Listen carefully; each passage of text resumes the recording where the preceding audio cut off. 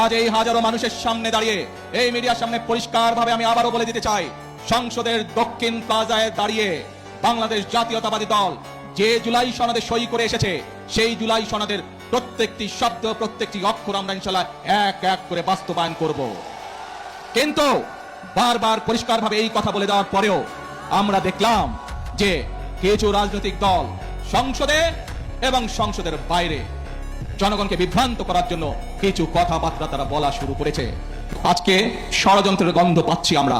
খেয়াল করে দেখবেন, যারা এই সংস্কার করে যারা জনগণকে বিভ্রান্ত করতে যাচ্ছে, জুলাই সনদের সম্পর্কে বিভ্রান্ত করতে যাচ্ছে, তারা কিন্তু নারীর স্বাধীনতা অথবা নারীর উন্নয়ন নিয়ে কোনো কথা বলে না। তারা ওষুধের বাংলাদেশের মানুষের চিকিৎসার জন্য যে চিকিৎসা কমিশন করা হয়েছিল, বাংলাদেশের মানুষ যাতে ওষুধ সহজে পেতে পারে, চিকিৎসা সহজে পেতে পারে, সেইটির ব্যাপারে তারা কোনো কথা বলে না।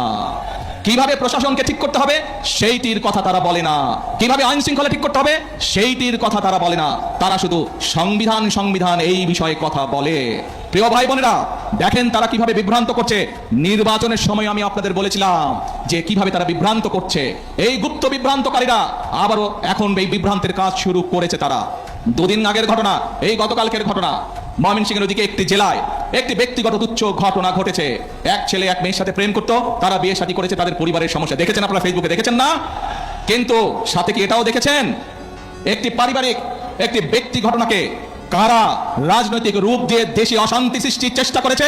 দেখেছেন আপনারা সবাই? প্রিয় ভাই বোনেরা, এদের সম্পর্কে সতর্ক থাকতে হবে।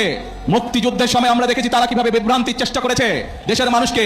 86 সালের নির্বাচনে আমরা দেখেছি তারা কিভাবে বিভ্রান্ত করার চেষ্টা করেছিল দেশের মানুষকে। 96 সালেও আমরা দেখেছি স্বৈরাচারের সাথে গিয়ে তারা কিভাবে দেশের মানুষকে বিভ্রান্ত করেছিল।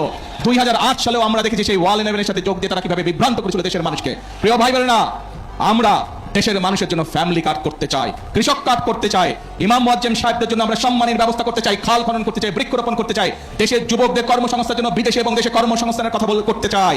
এই সব ব্যাপারে কোনো কাজ করে না। দেখেন নাই নির্বাচনের সময় কেমন বলেছিল, রাখ তোর ফ্যামিলি কার্ড, মনে আছে?